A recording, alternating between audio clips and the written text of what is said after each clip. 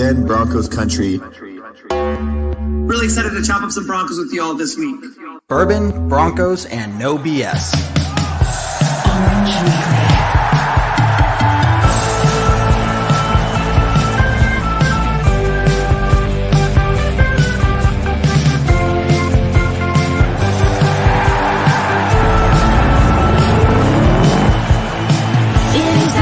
Favorite time of the week, but not for the Raiders, Chargers, or Chiefs.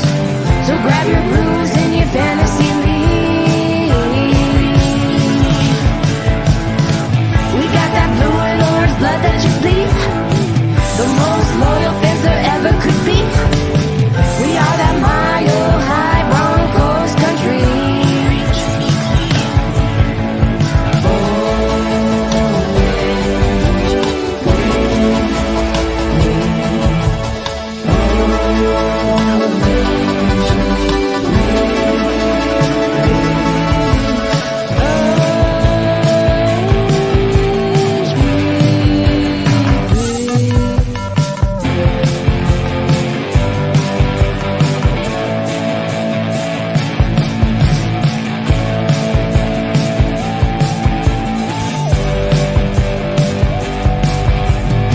Orange Weekly, fans, brews, and Broncos news.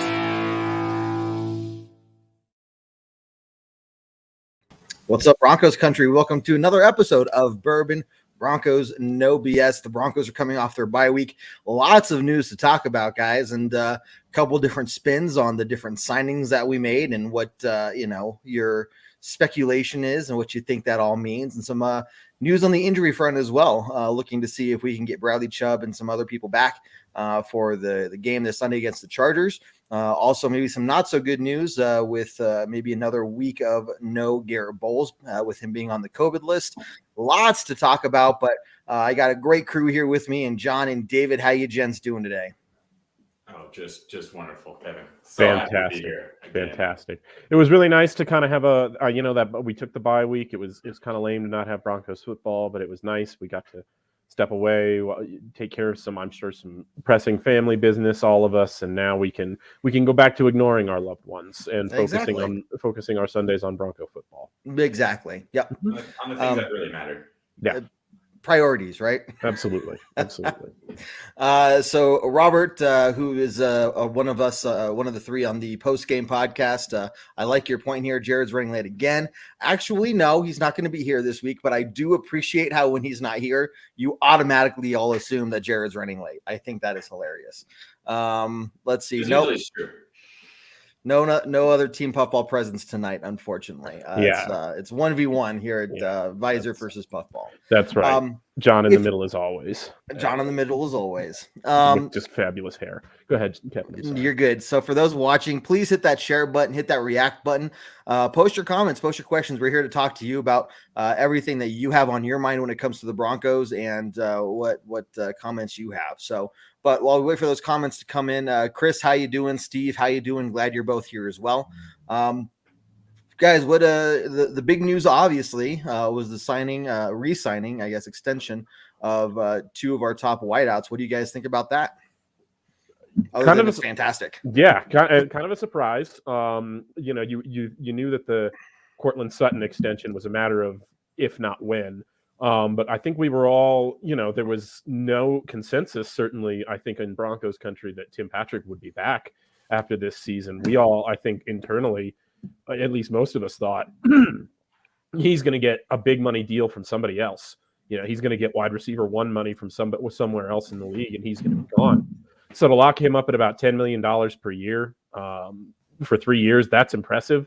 What I really, really like about it is that 3-year contract gives George Payton the flexibility to either move on from Patrick or to re-sign him depending on how Jerry Jeudy pans out, because his contract will expire right there at the end of Judy's rookie deal.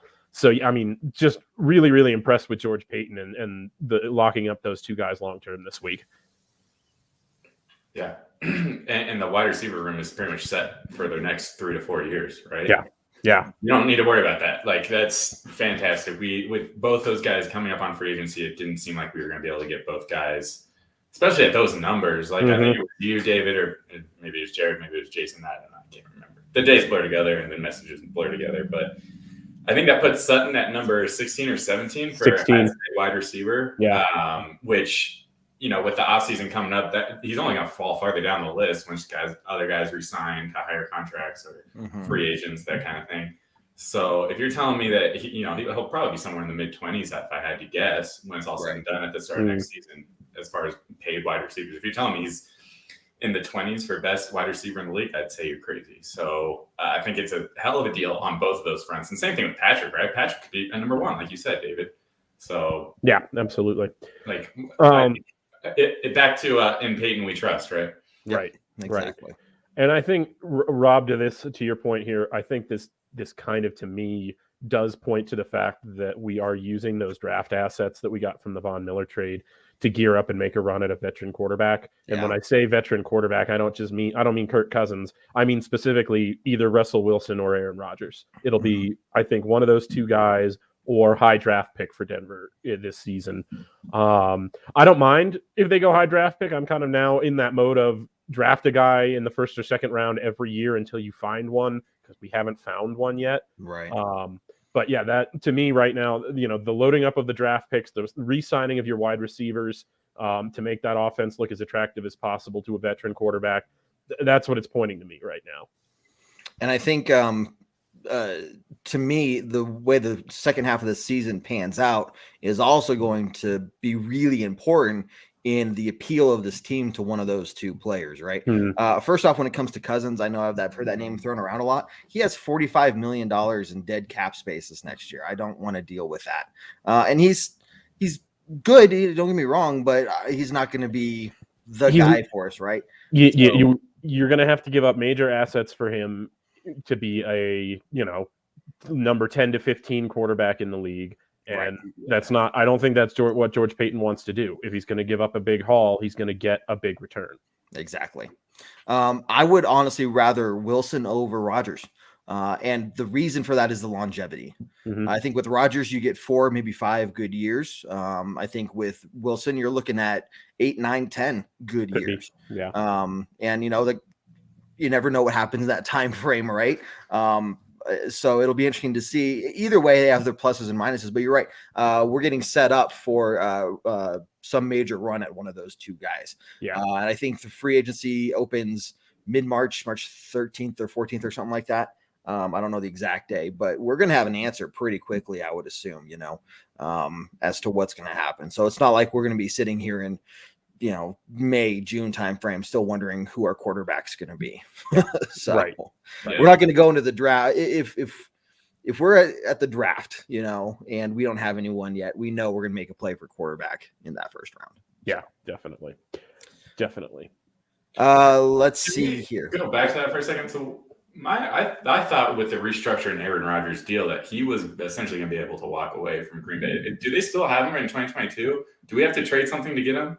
No, he essentially. I don't know what the asset exchange would be, whether he's a free agent or. I mean, I know he's going to be able to choose wherever he wants to go. Essentially, I think he's technically still under contract. I think he is too, but does he have like a player option or something like that? Yeah, right. Yeah, he has a player option now, and also the no trade clause still, I believe.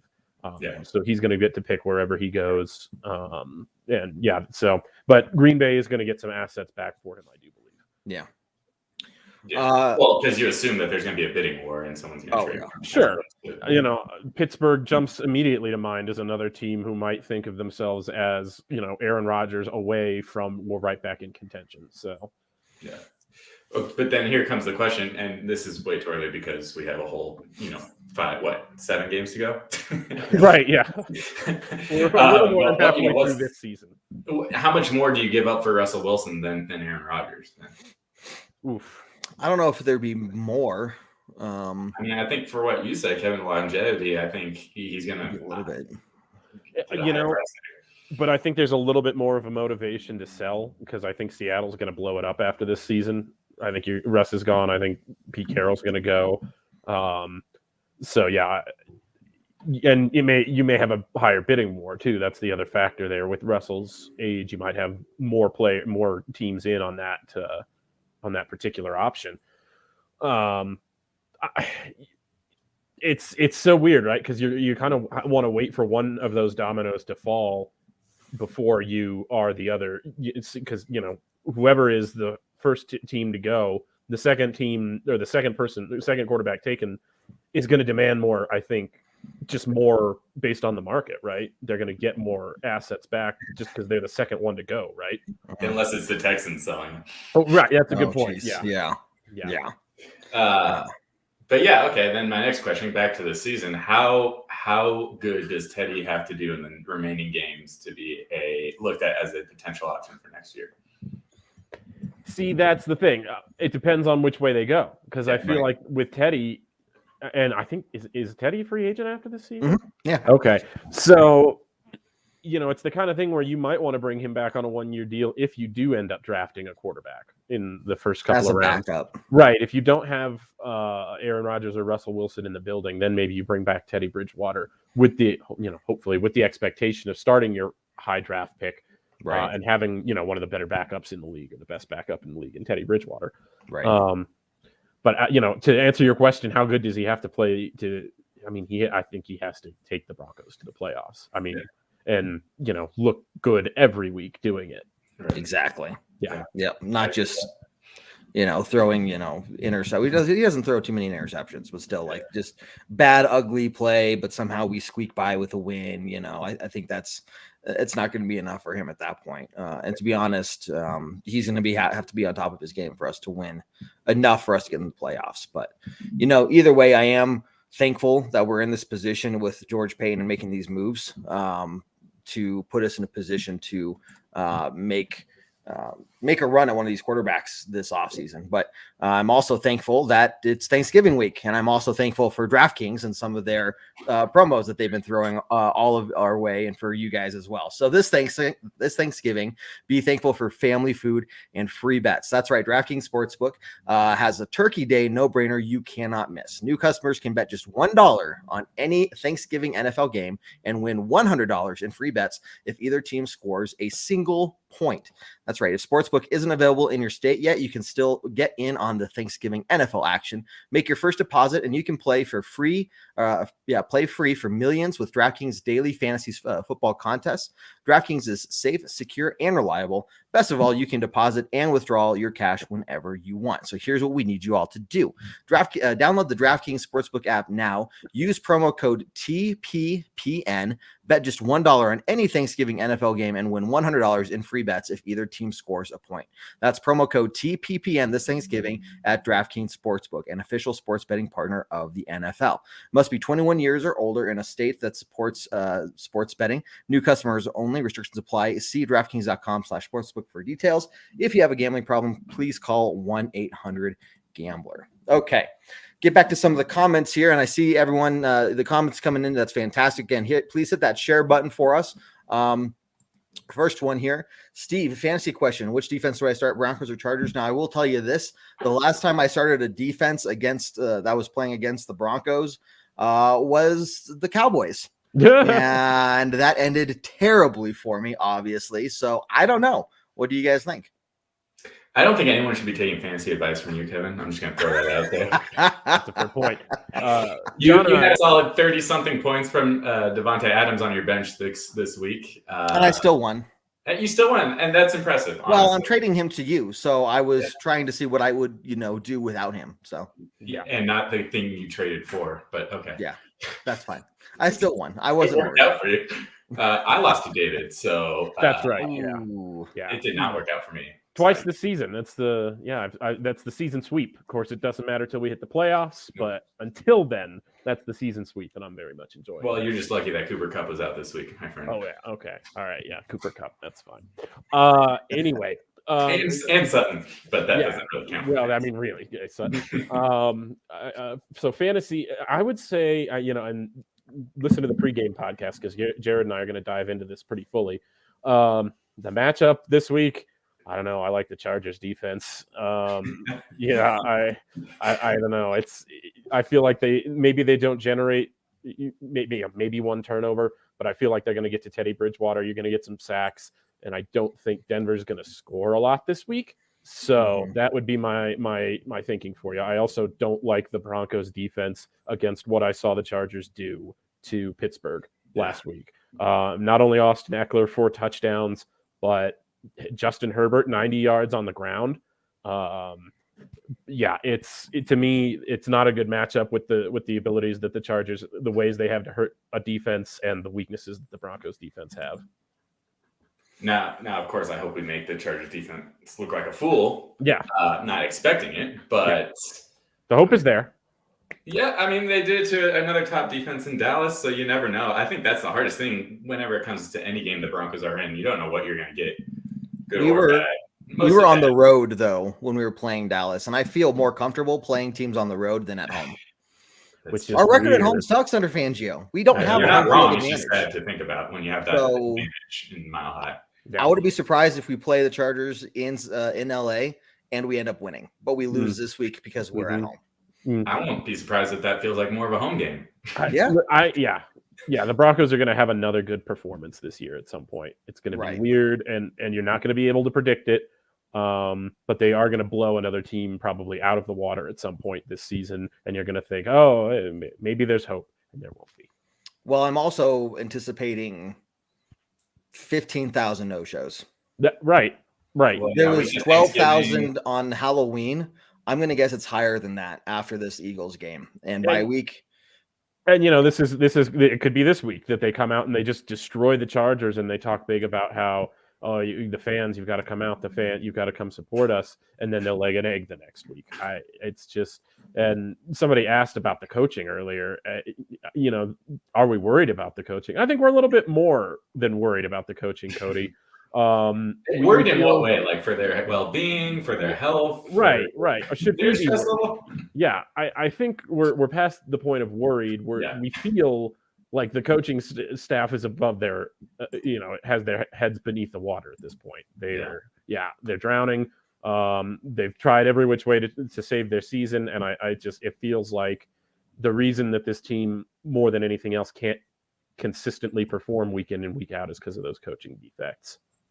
Yep, so. I would 100% agree. And I'm not worried about the coaching. I don't feel bad about the coaching. I mean, it is what it is. They literally have to perform at least 5 out of these 7 games to have a chance at the playoffs. And if they don't, they're gone. So we kind of know what's going to happen either way, in my opinion. I'm trying to look up the win-loss record for home under Fangio. All I know it's a losing record. Yeah. What can I do for you, Kevin? Do you need moral support? What do you need here? I'm trying to do math while I'm talking, and that doesn't. Okay, well, you can shut up for a little bit while you look that up. No, we're good. It's bad. All I know, I don't want to know I don't remember the exact number. I don't want to remember the exact number. It's bad, and we basically don't have a home field advantage. Plus, with a bunch of open seats that we're going to see this week, the LA game when we're in LA is probably going to feel like a home game for us. More than being at home, so that'll be interesting. So that's every LA home game, though. Well, yeah, I think more this year for sure. What's interesting? Okay, sorry, Kevin. No, go for it. But going back to the which defense to play, and fantasy football aside, looking at what the Chargers have done defensively, I didn't realize this until I looked it up about 5 minutes ago. But they are last in the league in rush defense, which is an interesting, but then top 5 for the pass defense. Kind of works towards our strengths. Now, are we gonna, take advantage of that? Is the big question. And anybody, if anybody watched that Chargers Steelers game on Sunday night, they really did a better job against Najee Harris than they have against anybody all season. With that run defense, they allowed a couple through, but it was much more of a bend don't break kind of effort. There wasn't free rushers going through the secondary or anything like that. So it may be one of those things where all they have to do is stymie the Broncos for a quarter or so, and that run defense, we'll see Pat Shurmur just completely abandon it. It's happened again and again. So it might be one of those things where it might be their weakness, but We just might not take advantage of it because of coaching. Right. Yeah. Because that's the same conversation we had against the Eagles, right? Yeah. We thought that their run defense was going to be suspect, to say the least. And they bottled us up pretty Right. good. Right. Yeah, absolutely. Broncos, since Fangio took over, are 9-12 at home. Great. That's super. And the first year we were 5-3. Last year we were 2-6 at home, and this year so far we're 2-3. So there you go. So Najee Harris, 12 carries for 39 yards against the Chargers. That is a little scary. That's a good point, David. And he's one of the better running backs right now in the league. Right. Yeah. Impressive to say as a rookie. Yeah, absolutely. So yeah, it could be a tall task there, and you've got Eckler, Williams, and Keenan Allen, like Steve says. It's on defense. You've got more to worry about than just one guy there. The Chargers have really done a good job of stockpiling some weapons. Mike Williams has always kind of been boom or bust, but he's had some pretty boom games against the Broncos. Keenan Allen is Keenan Allen. It's like you're not going to keep him contained for a whole game. It's just not going to happen. He's going to hurt you at some point.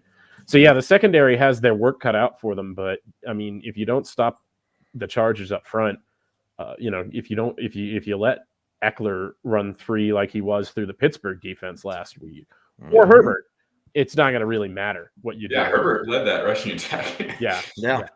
It was ridiculous. I mean, he's 382 yards through the air, 90 on the ground. Like, holy crap.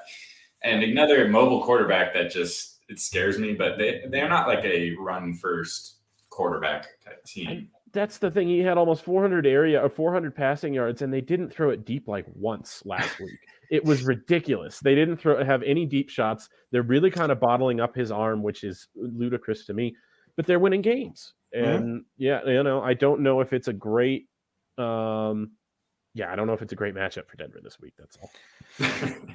It'll be interesting to hear more about what you have to say on the pregame podcast for sure, as definitely. you break down the positional battles. So everyone, make sure you check out our podcast on iTunes, Spotify, Google Play, Stitcher, wherever you listen to your podcasts. We are there. Also, you make sure you follow us on Instagram, Twitter, YouTube as well. We're almost at 100, guys. Please help us get to 100 subscribers at YouTube. That'd be fantastic. Shout out to Rob. Rob's doing his part. Rob is doing fantastic. Yeah, appreciate it, man. Rob. You can hear Rob on our post game podcast. Okay, I've seen some comments and questions throughout the show so far. Again, I know we're mid-season this year, but I think we all know what's in the tea leaves when it comes to us looking for a new head coach pretty soon at the end of this year. So what are your guys' thoughts on that? There are some names being floating around, like Dan Quinn. He's definitely a top name. The offensive coordinator from Dallas is another name I've heard. The offensive coordinator from Green Bay, I can't remember their names off the top of my head. I haven't memorized them yet, but what are your guys' thoughts on, I guess, what are you looking for? Are you looking for somebody who's been a head coach before? Do we want to get somebody with zero head coaching experience and kind of do what we did with Vance Joseph and Vic Fangio, where we give them their first head coaching job ever? What do you think? Well, and I think Dan Quinn is the reason you see Dan Quinn's name near the top of a lot of lists is because I think the vibes that George Payton is putting out there right now is he'd rather not do a first-time head coach again. The Broncos have been burned by that, like you said, with Fangio and Joseph. I worry about going too overcorrecting in the opposite direction. I worry about just getting a retread for the sake of having him be a retread. I think you've got to pick really carefully. Guys can come and have success in their second stint, but I don't think it's that common. And especially with a defensive-minded coach like Quinn, I've seen a lot of comments about having offensive-minded coaches. I agree because I think there just needs to be a little bit of a shift in culture here in Denver. But I would worry less about that, offensive-minded or defensive-minded head coach as just finding, and you say find the good fit. What does that mean? But finding a guy to me, a guy like Brandon Staley for the Chargers, who you thought, they've got this, got Justin Herbert. They're going to have a young offensive-minded coach come in and coach their young quarterback, right? No, they zagged when everybody thought they would zig. They went with a defensive-minded guy again, and it has really turned the culture in that building around. So that to me is, I think, what you want to focus on more. You want to find the right guy, as opposed to offensive or defensive-minded head coach. That's what I'd really be looking for. Yeah, and I think it all depends on what we do on the offensive side of the ball. Like if we're going with another retread of this year as far as who we have at quarterback, something like that. If we have someone like Aaron Rodgers, I'm a lot less worried about needing an offensive-minded head coach, right? If we have Aaron Rodgers, we have Russell Wilson.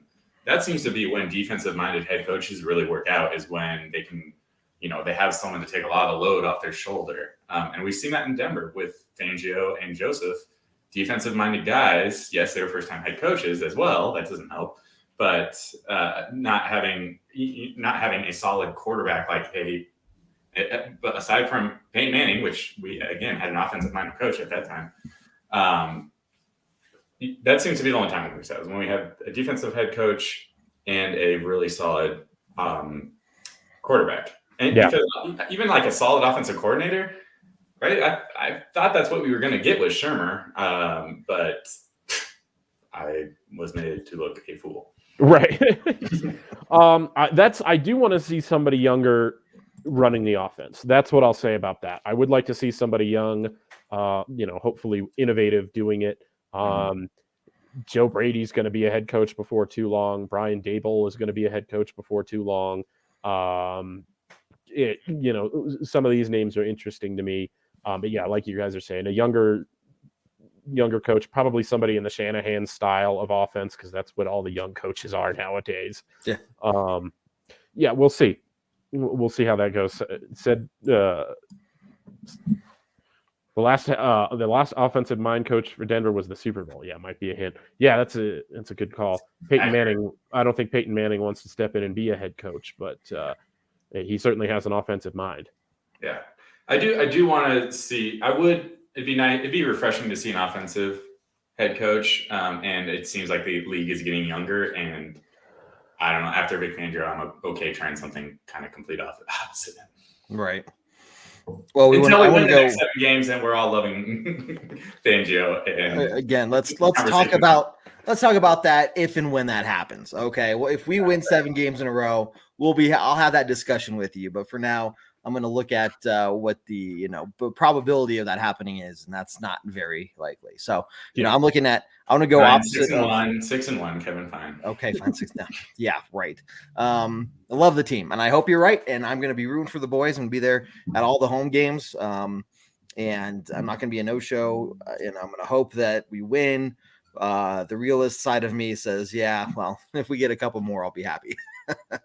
But I don't know if happy is the right word, but I'll be happy. We'll make it. Yeah. Yeah. So, I want to go opposite from Vance Joseph, and I want to go opposite from Fangio. And the big thing there is, no head coaching experience prior. But what you're saying, David, I think I could really get behind and forget everything. Who's going to be the person that can come into the building and build a new culture within this organization, culture we haven't had since 2015, 2016. Yeah. And it's not just, you can say that winning culture. I want to have a culture where people are held accountable for their play. Players know that if they don't go out there and they don't, give it their all, then they're not going to be playing at all. Not this okay, whatever. Who was the kick returner that kept fumbling over and over and over again? Jordan Norwood. Yeah, I think, yeah. How many times did he have to, muff a kick and yet he was still out there every time. And he came back the year after that too. It wasn't just a 1-year thing, I think. So yeah, that was a throwback. Getting some Jordan Norwood love here. Right. Yeah, absolutely. I really love, but yeah. Either way, the point is, who's going to build a culture? I think the wins will follow a positive culture change, and that's what's going to get us there. But we'll see. Either the bigger story behind all of this is that George Paton's going to be hiring a coach without the ownership in place. We're not going to see that until May, June timeframe. maybe a little bit later, July even, depending on how long the paperwork all takes. I don't know. But we're going to be hiring somebody pretty quickly, and we're not going to be waiting around for ownership to come in. So there's a lot riding on him and his decision making there to see what he can do for the team. Yeah. I mean, whoever the new owner is going to have to be on board with what, at least for next season, what George Payton's doing right now and in the offseason. That's it. Christopher has it. It was Holiday. It wasn't Jordan. Yeah, Holiday. Thank you. Yeah. Okay. Yep. There you go. That's But at the same time, Holiday had some explosive returns as well. He did. I don't know the last explosive kick return we've had. Who can say? Yeah, it's been a while. Right. We knew this was going to get brought up. Daniel's comment here, so let's give it a minute. Let's do it. Daniel, I understand because everybody loves Philip Lindsay here. For sure. We all understand, but it's not going to happen. For two reasons. I think there's mutual disinterest there at this point. I don't think Philip Lindsay has any interest in coming back to Denver. And this is the same coaching staff and front office that cut Philip Lindsay a few months ago. I'm not entirely sure why they would think now they're going to use him more. Now they've got a plan to use him better. I love it, but yeah, Chris is right. And I hope he does go to the Ravens, honestly. I hope he goes to a team that goes to the playoffs and we get to see him play January football. Yeah. Because he deserves a shot. But yeah, I don't think I think that we can safely close the door on his Denver return. Yeah. Well, Titans just cut Adrian Peterson, so maybe he goes there. There you go. Another rushing team. He wouldn't be the lead back, I don't think, but hey, change of pace guy. Mm-hmm. Yeah, I mean he would be definitely a different style of runner than they're used to having there, but that might be to their advantage. I don't know. Yeah. Might make him fantasy relevant. Right, yeah. Yeah, I think that's enough when you talk about Lindsay coming back to Denver. It's not going to happen. Right. Exactly. We're not struggling. It'd be nice to. It's nice to think about. Yeah. Right. Really nice to think about, but yeah, it's not going to happen. So, now, did you guys get a chance to watch any football, NFL football this weekend? Did you just completely take a break? I watched most of Chargers Steelers. Okay. What else did I see? Yeah, just that one, I think. So the reason go for it. No, I was just gonna say I was asking where you're going with this one. Oh, so you want to break down a game? When I watch these other games, no. When I watch having PTSD and missing the post game show, you want to break down a game right now? When I watch these other games, all I can think about is this is exciting football. You know, especially when you're watching the Chiefs and you're watching the Chargers, when you're watching some of these other games, right? You're just like, there's like a feeling of like passion behind the players that are out there, you know, and it just makes me feel like when I'm watching the Broncos, like there's just no excitement, you know, and it's just so disappointing and frustrating to see these other teams going out there and balling out. But then there's just this lackadaisical kind of Broncos team that struggles to get by most times, and then they have a great game against Dallas. Yeah. But that seems to be an outlier and a fluke, and so I don't know. I mean, it's just so disappointing to see this offense, especially go out, our Broncos offense go out there. And I don't know. It's just so frustrating to see, to be honest with you, as a Broncos fan. Mm-hmm. Yeah. Yeah. And it's, we talked about the coaching ad nauseum. I think it's just such a big part of it. Yeah. But we've got, at least as fans, we've got really exciting rookies to watch, a good looking draft class again. You can watch Tim Patrick go out there and ball out every week and not feel sad that he's going to be in some other uniform next year. Yeah. There's definitely reasons to watch this Broncos team for the rest of the year. And like I said, I fully believe that at some point they are going to go off on a team. Again, sure. Yeah. Against the Raiders, against the Chiefs, somebody is going to get the best, another Cowboys game out of the Denver Broncos.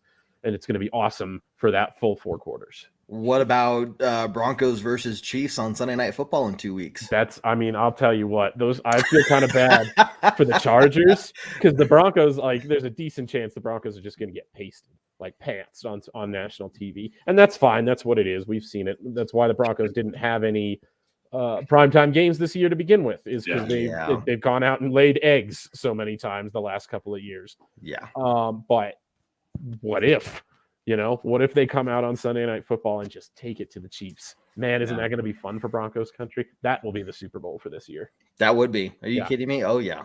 Oh, yeah. I still believe we have the talent on offense. We just aren't unleashing it. And I think that goes back to Peyton re-signing these two guys in Patrick and Sutton because he sees the talent. I think he's a pretty damn good talent evaluator, and I think he sees it, and I think he realized he got a freaking steal of a deal on both these guys. Yeah, definitely. So we should be excited moving forward, probably past this season with the way we've looked this year, but look, we just have a lot of talent on offense. That's we're not a talentless team. This team needs a culture change and a quarterback, and you do that. And we are, I don't want to say almost guaranteed, but at minimum, number 2 in the AFC West, if not fighting for the AFC West title every year. Like that's how close we are in my opinion. Yeah. So you get a decent head coach in there that can really manage his team and lead this team well. And build that culture, and you get a quarterback, let's say like Russell Wilson or Aaron Rodgers, without jinxing it, of course. And man, I mean, it's not going to be like, oh, the Broncos. Can the Broncos not finish last this year? It's well, I don't know who's going to be the best. Is it going to be the Broncos or is it going to be the Chiefs? Or heck, the Chargers. Depending on what they do. So we're going to be right there in the mix every single year. And having that leadership and that explosive offense. With the players that we have, I think it's very feasible that we're right back in it this time next year. Yeah. The most annoying part about that statement, Kevin, is in the offseason, all we said is we just need not like bottom 5 quarterback play. We just need like average quarterback play. And I feel like we're getting that from Teddy, like relatively average. He's not bottom 5, I don't think.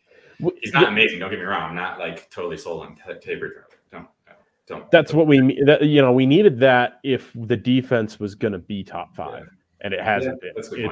It's been between 20th and 10th, and that's and it's been a weird year for NFL defenses in general. It has been. There hasn't been a defense that has been good consistently every single week.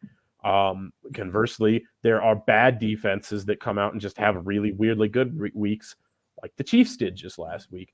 So defensive play has been really inconsistent across the league this season. But it would have been, I think that this level of offensive play would have been enough if we had gotten the top 5 defense that we were expecting to get. The Broncos are ranked 24th on overall defense. See, there you go. PFF right now. Yeah. This time last year, we were top 10 and we were so injured on the defensive front. It's crazy to think about what's happened over this last year. And really quickly, Glenn, how you doing? Glad to see you here as well, man.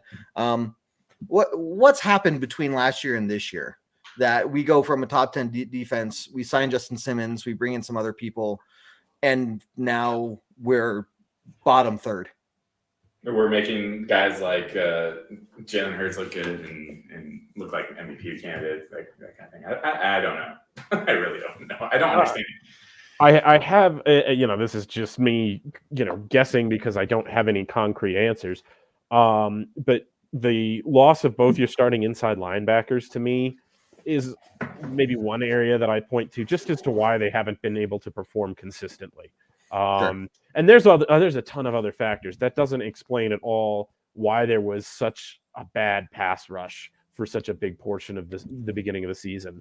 And, not just Von Miller not getting there, but other guys, Malik Reed, Shelby Harris, Draymond Jones, just not good pressure from anybody for a while. It's improved the last couple of weeks. But yet you've got other problems. You've got a kind of a revolving door at inside linebacker now. You've got the secondary coming together a little bit more slowly than I think we anticipated them doing this season. So it's a lot of little things like that I think, again, in a season where there's a ton of variance on defenses around the NFL, it just was not a recipe for success. Looking at Rob's question here, what are the Chargers ranked? Chargers are ranked 23 on overall defense. So you got the 23 and 24th ranked defense playing each other this weekend. And again, it goes back to that Eagles game. kind of the Chargers are very similar to the Eagles defense that we played. Like Eagles is ranked 21st after this last week, so yeah, we're all right made there. our offense look non-existent. It's just Right. Yeah. Yep. Yeah. Granted, that game could have gone a totally different direction without that fumble recovery for a touchdown. It could have, but it Could've. didn't. But it Could have, but it didn't. See, this is the Broncos this season. It's like when you get a lucky punt block that the opposing team touches once it passes the line of scrimmage, and then you recover, that ball goes for you, and you never look back. Flip side of that coin is Melvin Gordon is pushing for that 1st and goal, fumbles the football, and now it's it goes all the way for an Eagles touchdown. It's one of those seasons for this Denver team. I don't know. And that definitely seems like them this year's. I said it multiple times. The NFL is a momentum type game, but for the Broncos, it's like total extremes, right? Like the momentum starts shifting the other way, and it's gone. And we saw that in the Ravens game. We were up 7-0 in that Ravens game. They scored a touchdown. They started getting momentum, and it was game over. That was it. Yeah. And we were tied at that point. Right. Yeah. But then once they start getting momentum, I feel like Dallas is really the only outlier for that. Well, I think another part of it, and these are professional football players, Wait, really? I get it. But they also know the numbers. They know that before this Eagles game, they were 1-19 under Fangio when losing at halftime. And I think especially after that play, they're like, yeah, that's it. They were fighting for it. I hope that's not the case, Kevin. We're now 1-20 under Fangio when losing at halftime. I understand that, but that's in your mind at that point in the game. Like, get the fuck off the field. I don't think they're consciously thinking about it, but I think when something like that happens, it has a bigger impact on you. It punches you in the gut. Like, here we go again. I think it has a bigger impact than if you're 20-1. And something like that happens, and you're like, okay, well, let's bounce back and let's get back out there. I think it's the repetitive of it. I think it's the human nature of it. I'm not saying that they're sitting there and they're like, oh, well, we're down at halftime, so we're just going to give up. I'm not saying that at all. I'm just saying human nature. Maybe this is a psychologist in me, but when you see that over and over and over and over and over and over again, when it happens again, you're just like, here we go, and it drags you down a little bit. And it's, I think it's tougher mentally to push back against that every single time. And so when you're up big at halftime, you feel really good because holy crap, like here we go. You know what I mean? But I just think there's there is, that's why teams are hiring sports psychologists more and more. It's an emerging thing. So I just wouldn't be surprised if that's something that, you saw it on the players' faces. I mean, it was just a defeated look in that moment. So I don't know. That's my psychology rant there. But I do want to see Glenn here. Glenn brings up you're trying to petition to be the Broncos psychologist. If they're hiring, hey, I got your hourly rate just in case I want to sign up for a section. No. I don't know. I feel like you might want to see like a credential first, not just like some master's. credential. He seems like a good guy. Oh man. So with the Chargers being hot and cold week to week, what do you see happening Sunday after we've had 2 weeks off? So taking into account, we had that mini bye week going into the Cowboys game, and you saw what we were able to do there. Do you think that this is going to help us out in that regard? I mean, we'll see. It is going to be nice. We talked about it. Yeah, right. We talked about it last week a little bit. We hadn't heard anything about Bradley Chubb, and he is going to be practicing this week. So he's been activated off IR. He may be back for this game. That will certainly be good to have him back. It's Glenn. It's too hard to say for sure though with this Broncos team because I just don't know if they're going to come out looking like they did against the Cowboys or if they're going to come out looking rusty, like they were sleepwalking through the last 2 weeks, and now they don't know how to play football for 3 quarters. Either of these outcomes would not surprise me at all. No, they wouldn't. I would say statistically, it looks more like not the Cowboys game. Yeah, pretty much every other game. So I am expecting that. I will be pleasantly surprised if we see something different. You're right, though. We'll see. And that goes back to coaching, though, and preparation. If you have an extra week to prepare and you still come out and you allow a big play or a big touchdown on on your first drive on defense and you can't get past a first down, if you go for negative yards on your first drive on offense, it goes back to coaching. I'm coaching in preparation. That's it. How many times have we seen that game script from the Broncos? You know, first down, run for 2 yards, second down, holding penalty, third down, gain 7 when you needed 15, punt. You know? Yep. 3 and out. Yep. Right off the bat.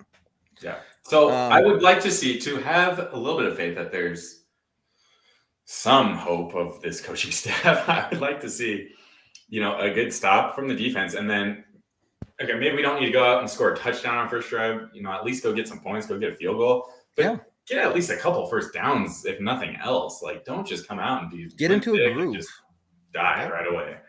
Yeah, absolutely. Glenn had another comment there. I mean, that one, but then the one directly under this comment, I think, is also fantastic. Yeah, thank you, Glenn. Please, there's Team so much Visor, more, man. Come on. There's so much more room on Team Puffball for you, Glenn. The thing you have going against the Visors, too, is they don't look like cool hats. Just in a vacuum, they don't look like cool hats. It says who? Says me. And Glenn. Anyway, back to this question. And this, I think this was you that said this, Kevin, and it was a good point.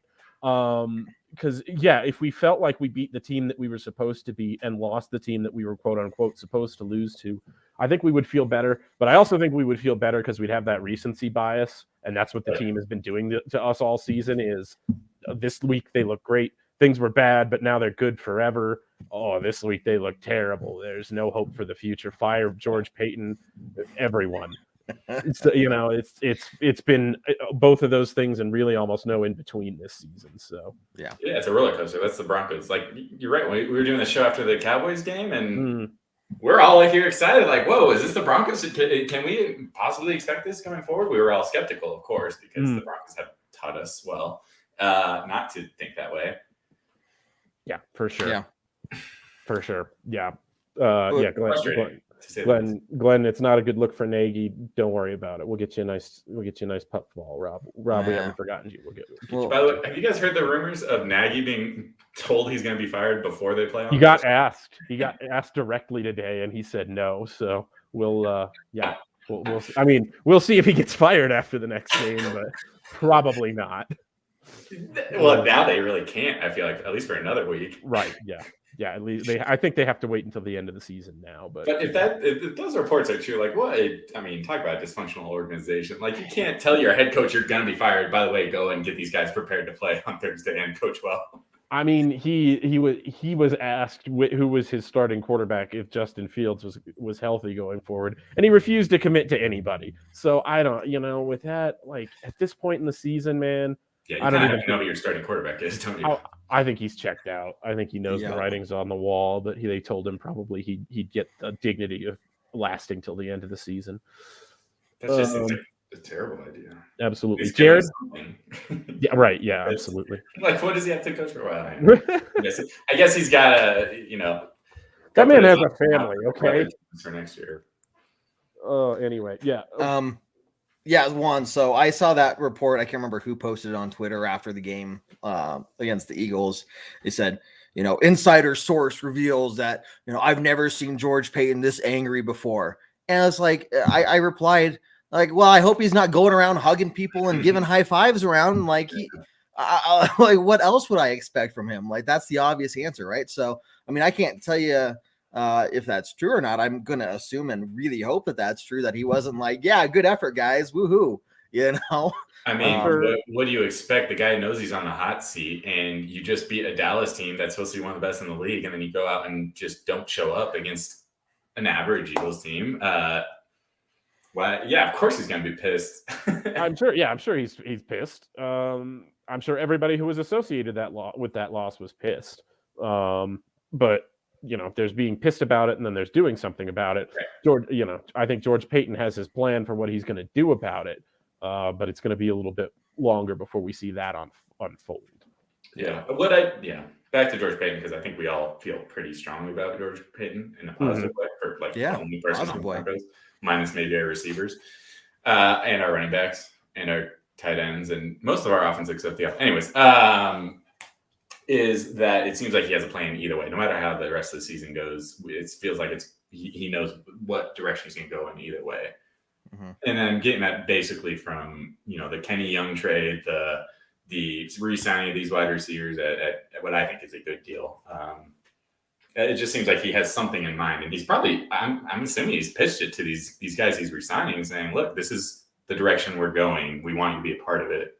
Right. And I don't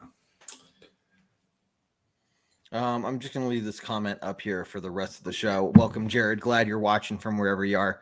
That doesn't count. He's one of you. You and him are basically the same person when it comes to the vaccine. I want to say that just because I want to get him just really worked up and jump on here.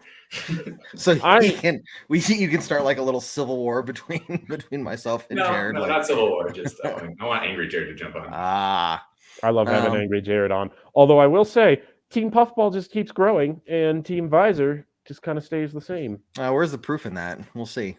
Well, I mean, I've got Glenn, I've got Chris, I've got Rob. Who do you have? You've got Jared. I got Jared. That's all. I mean, Jared and I equal like 5 of all those other people you're talking about. Wow, Glenn, Thanks for watching. Thanks for and listening. Rob and Chris. I disagree. Visors are superior, so therefore, I see. There you go. Yeah. Maybe if you stand on Jared's shoulders, you'll be taller than all 5 of those people. But that's... Glenn says, should Jared even have a vote if he can't be bothered to show up? He has a good reason, and also he's the co-founder, and also that's the way I say it goes here at Orange Weekly. So. Well, Kevin does wield his powers. Worker bees just have to fall in line. Yeah. Kevin does wield his powers with a tyrannical flavor that very hostile work environment. Yeah, pretty not great. So I would say go talk to HR, but I am HR and I don't give a fuck. So yeah, at least the benefits are good. It's true. It's true. Yeah, I try to give you good benefits, right? Of multiple varieties. Right. Well, I'm pretty drunk, so that's a benefit. Okay, guys, we are getting close to the end of the show here. But going into, not to spoil the pregame podcast, remember everyone go listen to that. But okay, Jared, I'm trying here, man. I'm trying to stand up for you and get something going for Team Visor. You're going to throw me under the bus like that? Okay. There's not this kind of strife on Team Puffball. We're in harmony. We're in accord. No, because I was originally Team Puffball, and then you made fun of me enough times that I said, fine, I'm leaving. So there was plenty of strife. The strife seems to have followed you from Team Puffball to Team Visor. I was going to say, has Jared not made fun of you? I'm confused. More in a behind his back kind of a way. And also, have you been getting less made fun of with the Visor? I feel like it only goes up. Glenn has a really good neutral point. Yeah, I haven't seen a vast increase or anything. It's been the same. Well, yeah. I believe that. I believe it's the same amount of being made fun of. Oh God, it seems like a high number regardless. Yeah. Yeah. So we will not be doing a backstage show tonight. We will be doing it, picking that back up next week. So y'all can join us for our YouTube only show, Orange Weekly Backstage, where we just hang out, chat and bullshit for about an hour next week. But again, to wrap this up and to not spoil the pregame podcast too much, what are you guys a lot of pressure hoping for, expecting? Right, yeah. It's going to be the best pregame podcast you've ever heard from anybody. Like, imagine the best podcast you've ever heard. This is going to be better. Topping it. We're going to have guests, special effects, celebrities. I heard a dinosaur is going to show up at some point. I can't even talk about all of it. I really can't. You're just going to have to show up and watch for yourselves. Going into this final thoughts for this game. Hey, the Broncos are back. The Broncos are playing on Sunday. That's fun, right? We're going to enjoy that for, who knows? It could be 3 plays. It could be the entire 4 quarters of the game. It's a seesaw Broncos season, and you just got to show up and see which team you're going to get this week. Well, David, it seems like the only option is only 1 quarter or 4 quarters. There's nothing in between. And it's not. But if it's 1 quarter, you can never tell which one. It's mostly the fourth quarter, but sometimes it's the second quarter. Sometimes it's there was a streak there of the fourth quarter being one, and then sometimes like it's a mix of half of the second, half of the third. Right. It's total. It's gonna be hot. 1 quarter. It's gonna be hot, Glenn. Combined. Real hot. Maybe it's a quarter of the first quarter, a quarter of the second quarter, a quarter of the third quarter, and then a quarter of the fourth quarter. That's you gotta not do that. It's too late at this time in the show. We are 55 minutes in.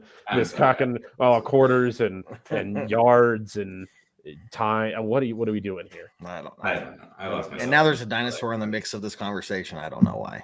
A topless dinosaur. Topless dinosaur. Yes. Bam. Pop. But yeah. I'm looking forward to seeing football in real life. I will be there with you, Kevin. So excited. Gonna be hanging out with the flag man, I'm sure. Yep. And some tailgating, hanging out. That'll be awesome. Jared will be here in town. We'll be very excited to be watching the game with him wherever we end up. That's going to be awesome. I will be sitting with 4 people. Half of those people will be Chargers fans. That's a bummer. I apologize. That is totally my fault for where I was born and raised. Just ignore them. If you see them, you can boo them. They deserve it. Well, now, I mean, were they San Diego Chargers fans? Because if I don't know. I can't. I feel like I can't boo a San Diego Chargers fan. They have enough problems. They do. I think you should. Okay, all right. Except that it's just so sad that they have no other fans. That's it. They have their own problems. There's no team in their city anymore, and the team that was in their city was the freaking Chargers. So, even if you decide to travel with it, take your fandom up north to Los Angeles, you're still rooting for the Chargers. Yeah, it's gross. It's not so much gross. It's just that it is a little gross, but they've found so many inventive ways to lose games over the last decade. It's inventive and heartbreaking. Yeah, like it's not been so much for them a volume of losing seasons, although there's been some. It's just the spectacular ways that they find to lose individual games that mean something to Chargers fans. That's tough. Yeah, I think they lead the league over the last, I don't know how many years. I'm totally making up this stat, like 5 years of like losing by 1 possession games, which you would think be the Broncos the way we were going there for a while. Right. But now when we lose, it's not 1 possession games anymore. No, it's pretty one-sided when we lose these days. But that's not going to happen this weekend because the Broncos are back. Fangio's got it together during the bye week. We're going to bring it home. We're going to see the team that we're going to see for the remainder of the season. We're going to go 6-1. Kevin won't let me give 7-0 predictions, and then we're going to be in the playoffs. And okay, Kevin, your turn. So Chris here says, "I hope Cooper has a great game." Yeah, I think that's. I think defense in general is the big one. If we can get some solid pass rush, that. Basically, if we can replicate what happened against the Cowboys, we'll be pretty good in any game. Yeah. So I don't think I'm asking for too much in that. Hey, you did it once. Can you do it again? Kind of a thing. Right. At least prove that it wasn't a fluke. I could be wrong though. So we'll see what happens there. Robert did send us 200 stars. Thanks, man. I appreciate you sending us that. Again, you can check out Rob with us on the post game podcast. So we'll be back next week with that. And boy, that's going to be a really exciting show, just like the pregame. Yes, whatever the pregame does, we're going to try to top. We will top it somehow. 2 topless dinosaurs. Two. Glenn does say, David, if you're in a bar with Jared and he's an advisor, the likelihood of a brawl just skyrocketed. I would pick Jared to win that fight. I'm not gonna fight Jared. That's why I would pick Jared to win that fight. I don't think that's Glenn's point here. I think he's saying anyone in advisor in a bar is probably going to get in a fight. That's true. Yeah, I don't think he's saying he's going to fight David. What if I have to step in and defend Jared because somebody? Now, maybe the beanie can calm everybody down.